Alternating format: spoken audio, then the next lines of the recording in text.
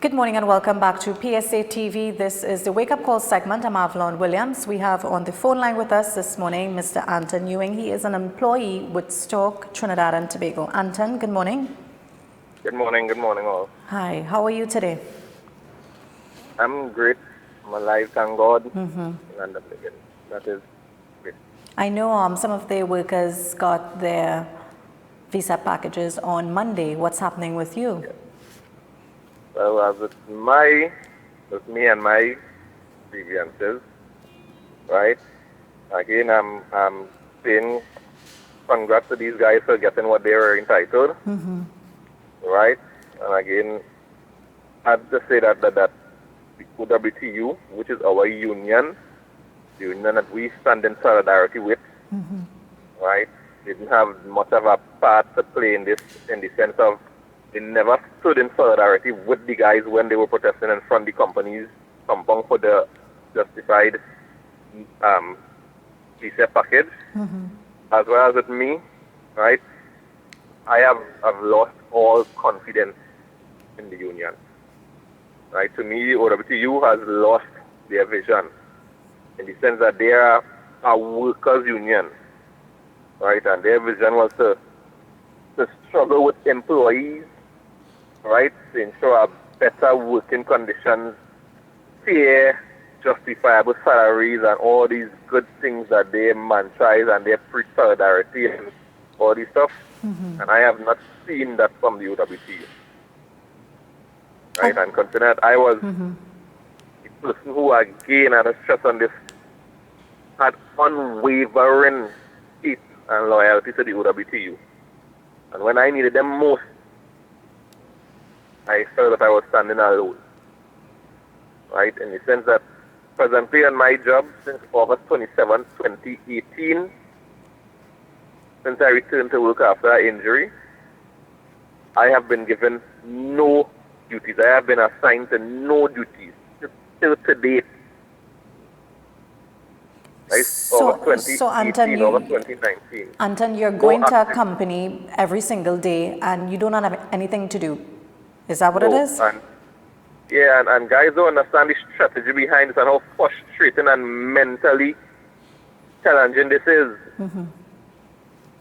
Apart from that, I had something like 17 different types of training, work training, banksman, cigar rigging, offshore training, all these stuff. And to date, every single one has expired. And every time I apply for renewal to the HR department and apply to and send a request for training renewal to my HR department, my request is being denied. They are denying my training, and the HR manager, Ms. Sandra Maxwell Charles, is telling me, and she told this to the Ms. Joanne Phillips as well, that I am medically unfit to do training. If you're medically unfit to do training, why do they still have you on the job though?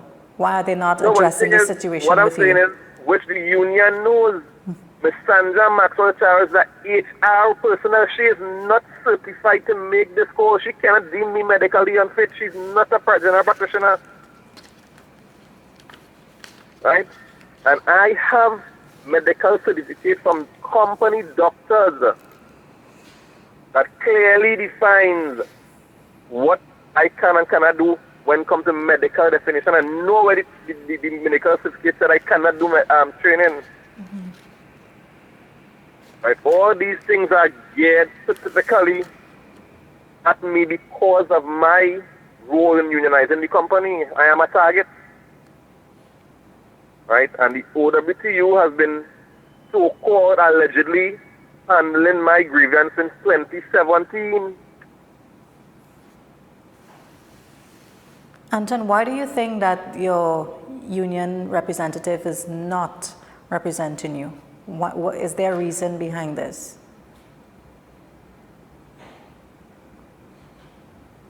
I don't know if it's me, I have to say alleged, right, or suspected that they are too closely involved with the company's management team and the company's legal advisor, right? I don't know if the friendship that they share or if the relation between both sides has gotten too close that they are making impaired decisions, right? But what I'm saying here, and I could get a lot out of the majority recognized workers, I could get most of them who would agree with me, right? That the representation that the OWTU has given to us was not what would have been expected, and apart from not what would have been expected from all the research that we have done from previous negotiations and similar matters that the OWTU has dealt with. It's completely different to how they are treating our issues and grievances and the representation that we are getting. In terms of when the shop steward sends, including myself, we send emails to the union, we get no reply. Months, no reply. You make phone call, no reply. Imagine I am sending an email to Chief Labor Relations Officer, Mr. Lyndon Mendoza. He's in charge of all the Labor Relations Officer. And I am sending you an email asking for some form of communication or response to the ongoing issues that we had with myself before the Conciliation Division.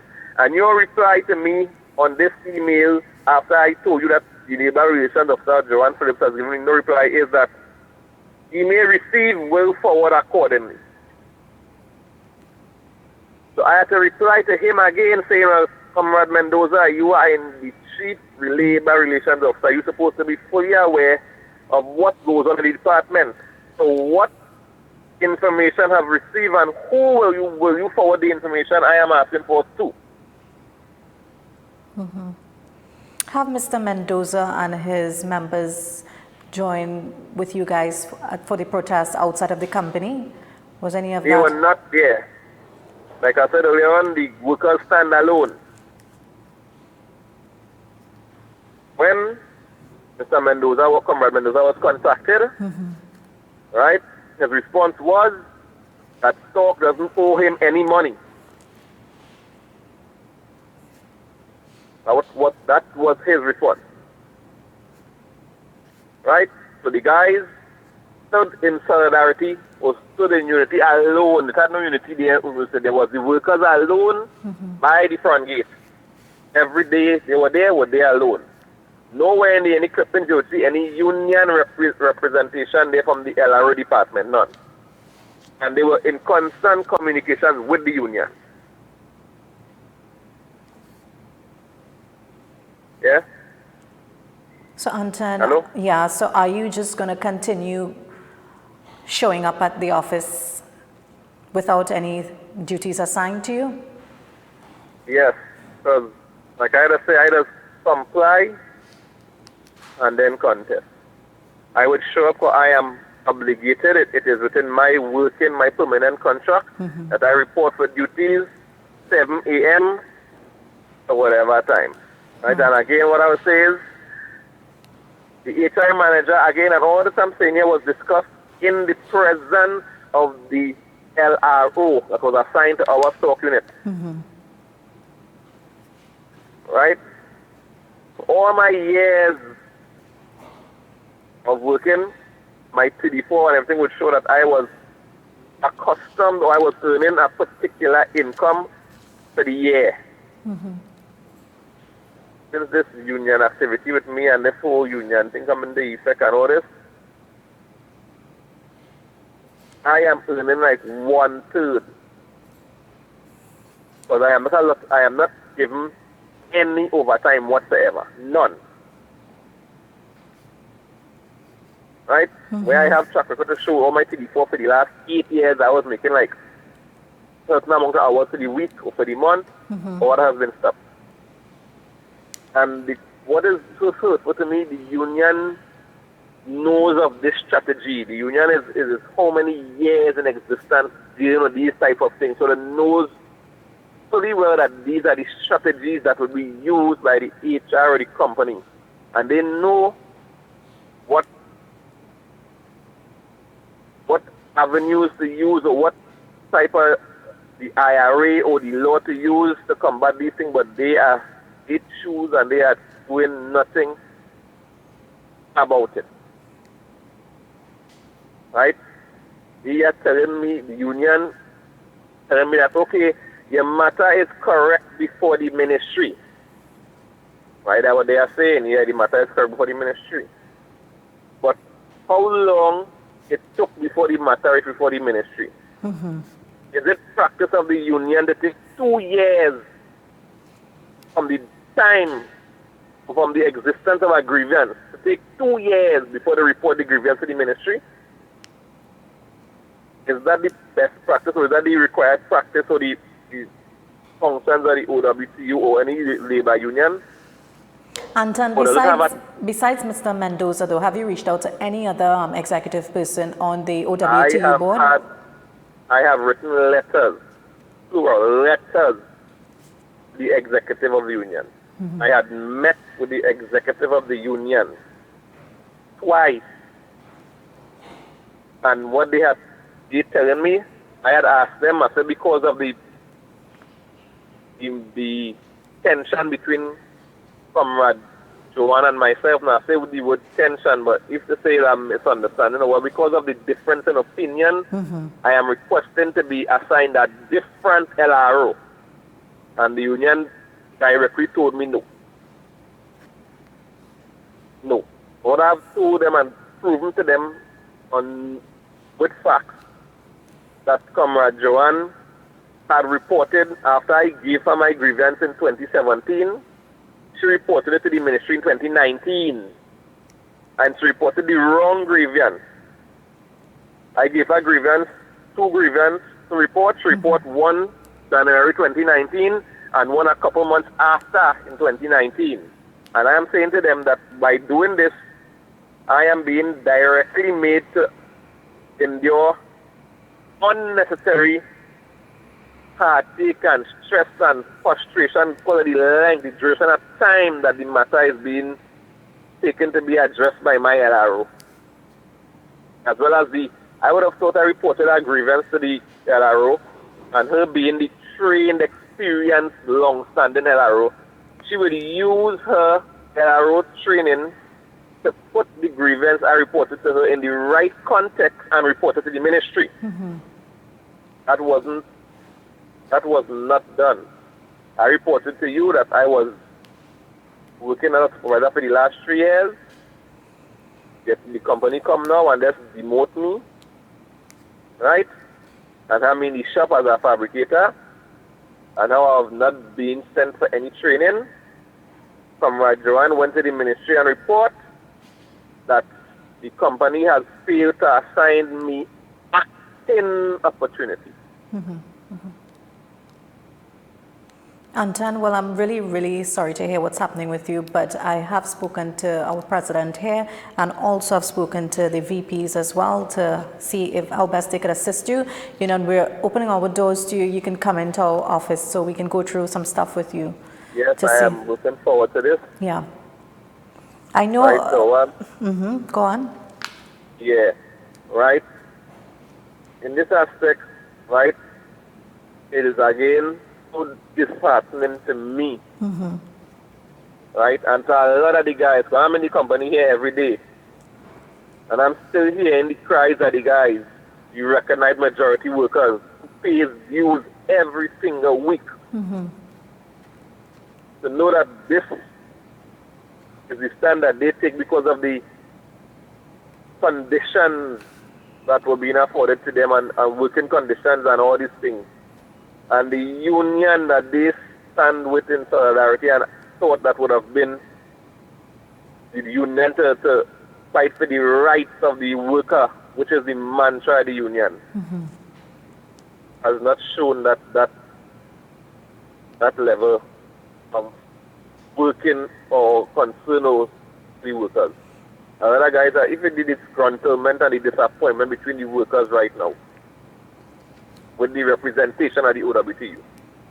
Thank you so much, Anton. I want to just thank you for taking this call, but I'm going to stay in touch with you and we're going to speak further on this issue. Thank you very much. You're welcome. Bye-bye. So that was Anton Ewing. He is he's employed with STORK located in Point Lisas. So he's been having a little difficulty there with his union OWTU. I know they normally represent their workers in strong solidarity. So we're not sure what's happening there, but we will try to make contact with Mr. Mendoza to see if we can resolve Anton's issue there. So we're just going to head to news and come right back to the program.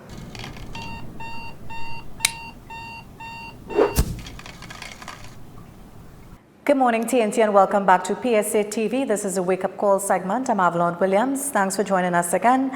We have on the phone with us this morning, he's a corporate secretary of Fishermen and Friends of the Sea, Mr. Gary Aboud. Good morning. Good morning to you. How are you today, and how is your audience? Very good, thank you. I should be asking you, how are you today? I've been seeing you all over. You know, first I want to touch on the protest that took place outside the Whitehall there, opposite the Queen's Park Savannah. Well, it really is more of a public appeal. You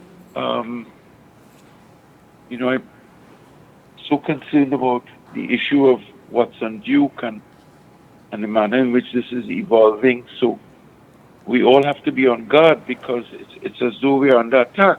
But none of us mean any harm. Civil society and those who defend the public right or the right of their groups, we feel that we're bankrupt because no one's listening to us. 7 of our brothers were murdered. It's the largest mass murder in our history. We've had a meeting where we invited the Commissioner of Police and the head of the Coast Guard to attend to find solutions with the stakeholders. And the Coast Guard sent 3 commanders. The Commissioner of Police sent one of the assistant commissioners and about 9 senior inspectors. It was quite a dynamic meeting. At the end of it, a committee was formed. This is a committee that does not have any sanction or endorsement from cabinet. This is just an impromptu searching for solutions committee. So what the committee decided was that it would be wise if cabinet, or at the barest minimum, Prime Minister, or at an even more minimum, the line Minister of National Security, create a special terms of reference for this special committee, and this committee should be appointed by the government. And we welcome the government's selection of the appropriate persons on all sides, so that we could have a round table of finding solutions.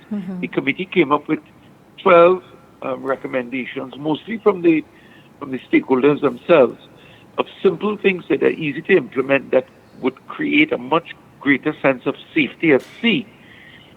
But without the Prime Minister or the Minister of National Security or the Chief of Security Council, who is the Prime Minister's endorsement and blessing and empowerment, all of the recommendations, like all of the thousands that have gone before it, just fall on deaf ears. So that's all we've asked. We've just asked the Prime Minister to please consider our cries and to appoint a special committee that could focus on the crisis at sea. But so far we haven't been fortunate. We haven't had a reply. I don't know what to say. I mean, we're looking for a game changer. We're hoping that something would happen. Something like a Watson Duke could turn up on the horizon and change the rhythm of the field. It really needs a change in the rhythm of the field. We need a more responsive administration that listens to our cries and comes forward. So, some people have been game changers in our history. Some people would say that they're radical and, they don't like their style of a radical approach. Maybe a radical use of words or body language or action, swimming from Tobago and things like that. Some people just want to stay on the sidelines and laugh. But game changers take chances and put themselves at great personal risk to say or do things that could rock the society and get people to think. And right now, it seems as though the society is not thinking. When we went to the Prime Minister's residence, we took our placards and we have a moving placard demonstration, and the police turned up and said we cannot use placards. But we in FFOS have had over 150 events where we have either led or joined events where placards have been used as a way of heightening, empowering the people and sharing the message for passers-by that you could see what people are saying. And we've never had to have permissions for placards. They say, no, we cannot show the placards. If we show the placards, we get locked up. I mean, But why all of a sudden though? Because I know you're known for having your placards when you're having a demonstration. Do you see something strange in this? Placards, but they're saying no. If we want to go in front of the Prime Minister's, the Whitehall, if we are going in front of Whitehall, we cannot have placards. But when the Prime Minister Manning was appointed, the first demonstration that went to Whitehall was about 600 people came from Labray. And the OWTU were there. There were several community groups there because they were threatened with Atlantic LNG Train 4 at the time and displacement. And that was a placard demonstration, and we had no police permission, and we placarded in front of the PM's residence. So it seems as though, I'm not sure if there's any law that says that you cannot placard in front of the PM's office. But as I say, we are trying to work with the government. We are not opposing the Prime Minister. We are not being aggressive to him. I even said that how we would be willing to kiss any part of his hands or his body, or his fingers, or whatever. In other words, we're willing to bow and stoop and kiss the earth. We're willing to lie naked on the ground to be beat to anything, as long as none of our fishers are killed. And 3 weeks ago, another fisher was almost captured, and he got away by the skin of his teeth because he pulled out his phone and told them that he had them live on Facebook. He's Trini Fisher. Saeed was his name, and he survived because when they saw the phone and he said, I have you all live on Facebook, how you all going? And this is Trini Fisher, I have thousands of people on. They backed off and they left him very quickly. But the kind of questions they were asking, and one of them had a gun. So fishermen don't normally carry a pistol. You see, it's not part of the equipment. It's clear what was happening, and he got away. And if it happens that someone is killed, the blood, we will feel responsible. So we have said that if there's any more murders, while we wait on the Prime Minister and his ministry of his Minister of National Security, the blood will be on their hands. The blood of our brothers will be on their hands, and we will not let them off this time because we are asking for help and we're not getting any help. They said they had no Coast Guard. The Coast Guard told us they had no money for gas. But when they had the parade in Port-au-Spain, they had Coast Guard helicopters flying all around. You know, they have money for helicopters when certain high-level government officials have to go to a meeting in San Fernando, and they fly down there like they're taking a $10 taxi. But our people who were dying on the sea, they had no Coast Guard response. And the Coast Guard vessels that responded are ships. Those are offshore patrol vessels. Those are deep water vessels. We need a response, a responsive Coast Guard and a responsive national security agenda that can work with us. And we are those who are being murdered. So when the government takes this high-handed, arrogant approach, the Prime Minister has made it very clear that he writes off people. But we cannot afford for him to write us off because our lives are on the line. So we are literally kissing the ground that he walks on. We're willing to be stripped, to be arrested. Whatever it takes, we cannot afford our men to be killed. In our public forum, when we had the police, and so there are fishermen that have said it very blatantly that they are buying illegal firearms because they're not going onto the sea without firearms. So shouldn't the government be responding to our concerns that we are being forced now to defend ourselves by any way possible? They're not saying anything. All they will say is, and they said in the video, if you have an illegal firearm, we can arrest you and incarcerate you. But what is our choice? Our men have said it very clearly that they're willing to go to prison for carrying a firearm than to die at sea because they were murdered like their sons, brothers, fathers, etc. Gary, you just made a statement there where you said one of the men was almost captured out on sea and he took out his cell phone. Is it that these men are lurking around our shorelines waiting to see fishermen go out to probably capture them? Yeah, what they're looking for engines that they can sell. There's a ring Right. of people in Trinidad, operating in Trinidad, that steal vessels. They repaint the vessel, the boat, and they sell the engine overseas. The Yamaha engines are easily to sell in Venezuela. So there's a ready market in Venezuela for the Yamahas. So we believe, and we've had reason to believe, that some of the engines, when they're stolen, they go to Venezuela. But the young boy Dole, who was killed, he's not. There's no evidence that he was involved in the stealing of the engines. Right. He has a reputation for being involved in other underworld activities that are far more lucrative. Stealing engines is the lower end of the crime, and it's far more confrontational to those who are doing it than trading in the white stuff, which is the more common illegal thing. And so all we are asking is the government is to be mindful that we have groups of citizens who are robbing and murdering our people, and they have not been caught. Even if Dole was one of the persons involved, which I highly doubt, there were many people involved in that murder, that mass murder that took place in July. Yeah. Because, I mean, it's at least 2 or 3 vessels with at least 9 men. 3 men per vessel is a minimum crew for such type of illegal thing. You need to have a certain amount of manpower to steal the engines, take the engines and put them onto your boat, and then pull the boats. Remember, they stole several boats. So they'll have to pull them and navigate to take them away. So all of that means that there may have been a dozen people involved in this mass murder, and one person got shot. The country is supposed to go to sleep and forget about it while these murderers are on the loose. Yeah. So I am not going to blow no big set of praises for Gary Griffith, that he's some big, great national hero. He's a great showman.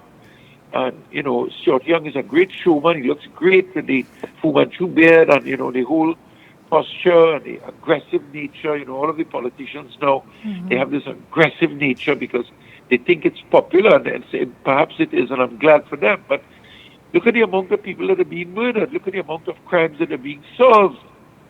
I personally endorse the statement that the honeymoon is over. It's been 4 years, and we're spending billions of dollars in national security, and all we've gotten is a lot of camouflage uniforms and fancy guns and, you know, vehicles and plenty grand charge, but the murders haven't come down. Citizens aren't safe, and now we're being murdered on the sea, and all we're asking is that the government step down from their thrones, from their royal, godly thrones, and come down and mix with the people. Don't be afraid of us. We are there for you. But they treat us as though we are enemies of this political paranoia and lock us out. Gary, I know some of the fishermen made statements where a few of them cannot take their kids to school. Some of them have loan payments to make and stuff like that. Have you been liaising with them? Plenty people suffering. The fish vendors can't get fish to sell. Plenty people are suffering. People are afraid to go to sea. Yeah. The fish are in the sea, you know, the fish waiting there for us, but it's very dangerous. It's a reality, yes, it's a reality. The shrimp trawlers are in danger as well because they have been boarded. You know, nobody is safe out there. So it's not imaginary. People are hustling and doing all kind of taxi work, construction work. People have to live, but it's very, very dangerous. And unless we can have a government response that can come to our rescue, we feel that we're being abandoned and we cannot afford to be abandoned. So we begging and say we're willing to kiss any part of the derriere because we're begging, we're locked out. And if somebody dies, I would never forgive myself that I did enough. Yeah, I know you have been out on the fields begging and, you know, calling on persons, but I do hope, you know, maybe the ministers will hear your apply and just assist. There's also another issue, Gary, which there was a mysterious jetty. You know, have you heard anything on that? Fishermen raised the issue from Claxton Bay. Yes, we are centrally involved in that whole issue with the Claxondale Association. That is a party boat operator that built a jetty and cut mangrove all against the law so that he could make money doing party boats. And I think that's great. People want to party on the sea, and it's great that they should have, take initiatives to make a living, but Right. not at the expense of the fishery. We catch about £1 million of mullet in that fishery every year. That's a very lucrative place for catching fish, and so we can't just let people, cut mangroves against the law. And it doesn't matter if they're well connected to members of the government. But Gary, the fishermen in the community, they said that they had no idea that this jetty was being put up right there. Was it being covered? Was it surrounded by bushes? How was it? Do they even know how the materials got passed by it? I think the jetty was built elsewhere and it was brought there. It floated and brought it there. It's a floating jetty that's moored, so it's not it has some ability to move. So all you have to do is to tie it on a boat and you can pull it and carry it away. Okay. But it's illegal to cut mangroves and it's illegal to do a coastal modification without the EMA approval.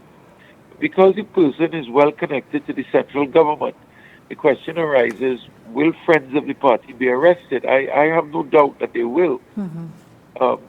The law provides for them to be incarcerated and prosecuted.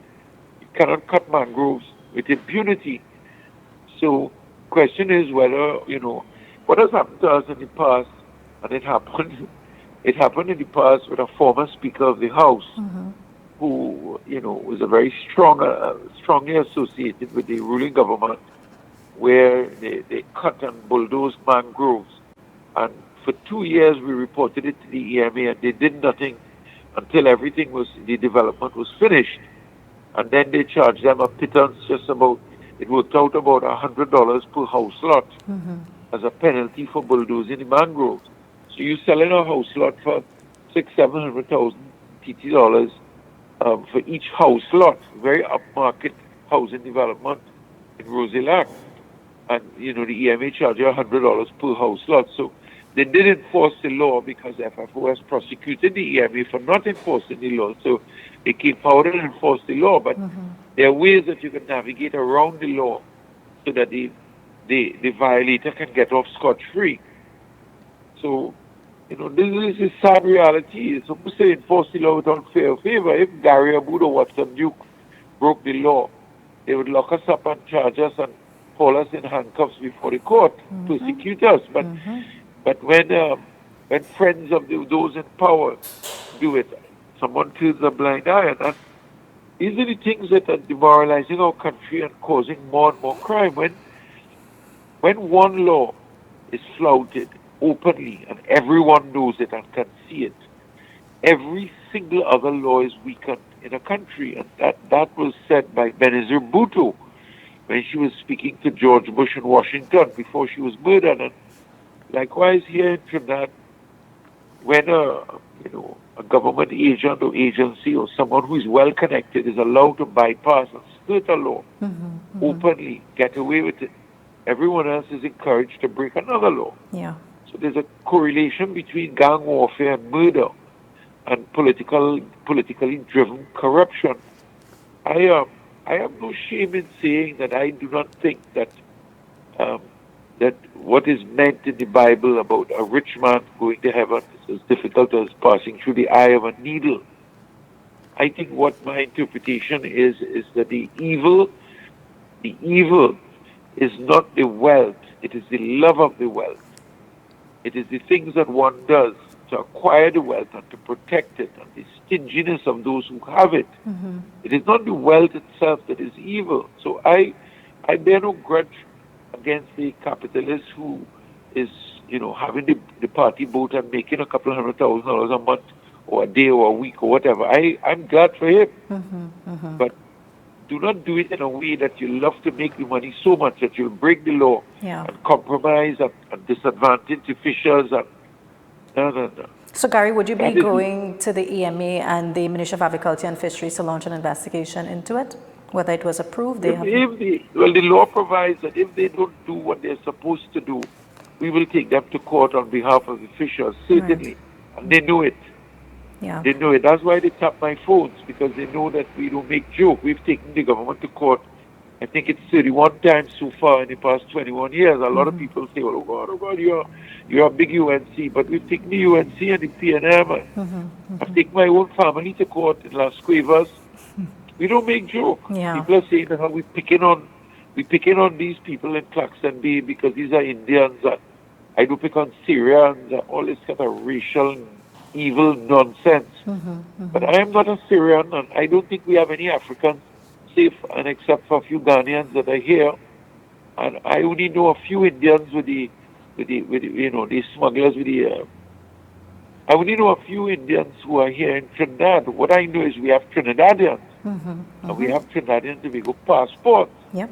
And our genetic heritage might take us back to Mother Africa or Mother India or Mother China or Mother Syria, Mother Portugal. But nobody here born in Syria, except for a few who came across recently. Nobody here born in India, except for the few Africa likewise. Yeah. We are Trinidadians, so this nonsense about picking on Gary Aboud because his name is spelled A-B-O-U-D and not M-A-R-E-J. That is nonsense. That is evil. All of us are here together. We're not going anywhere. So that's how we feel. That's If you look on Facebook, you'll see all the haters on Facebook saying all kinds of things about us.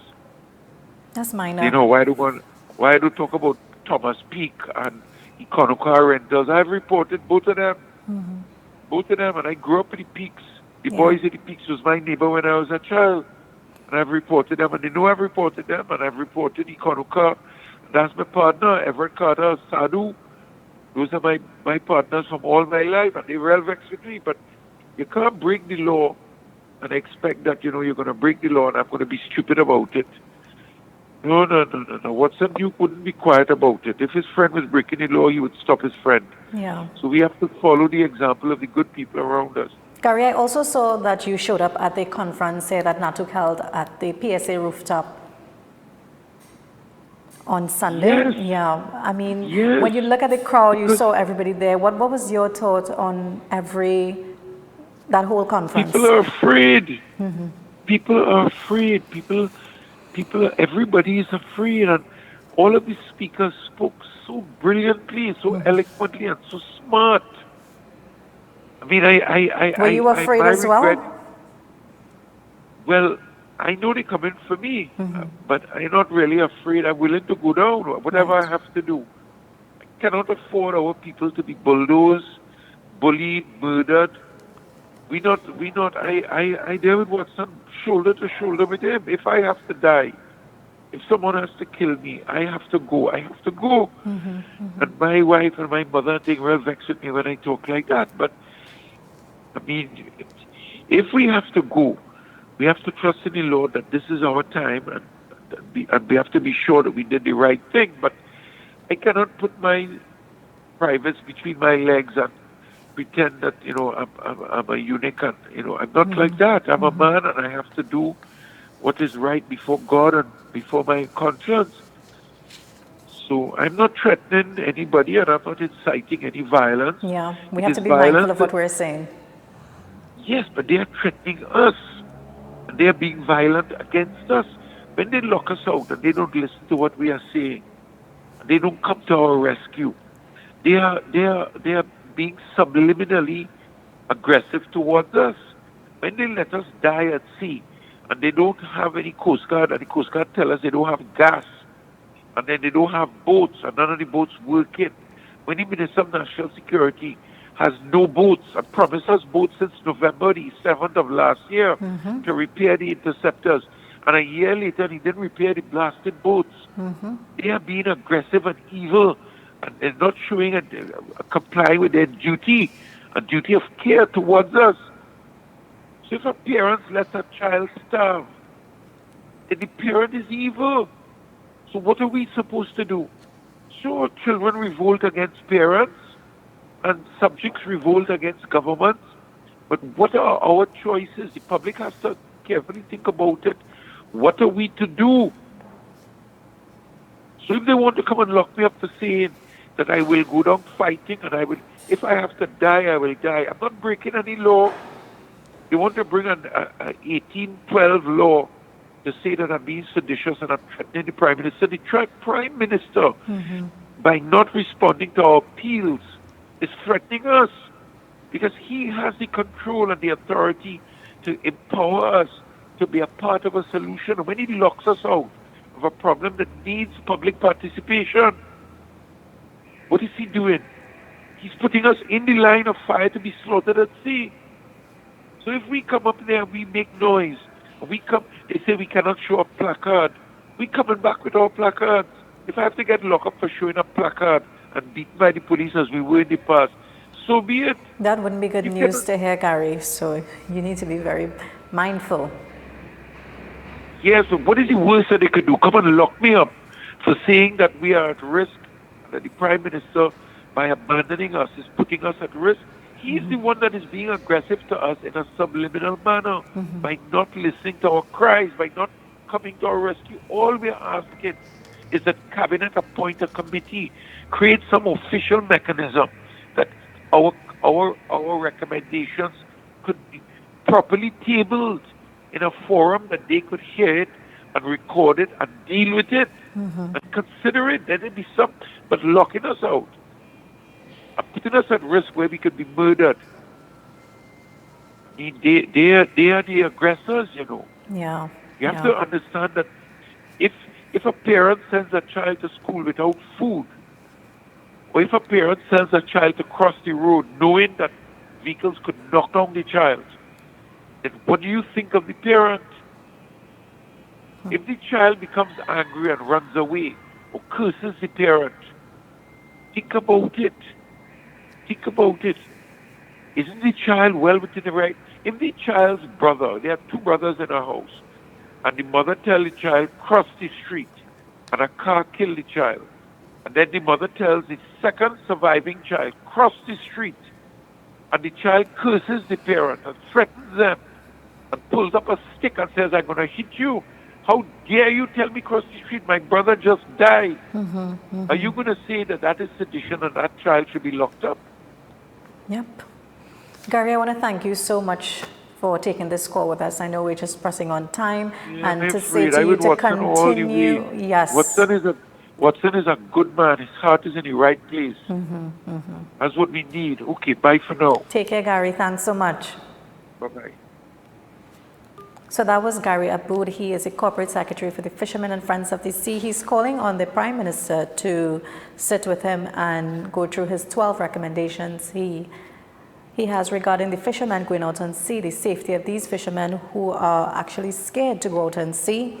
So we're going to toss to a short break. Our phone lines will be open at 9 a.m. this morning. For those that want to call and let us know what's happening on your end, the number to call is 770-5295. Again, that number is 770-5295. So stay tuned for more.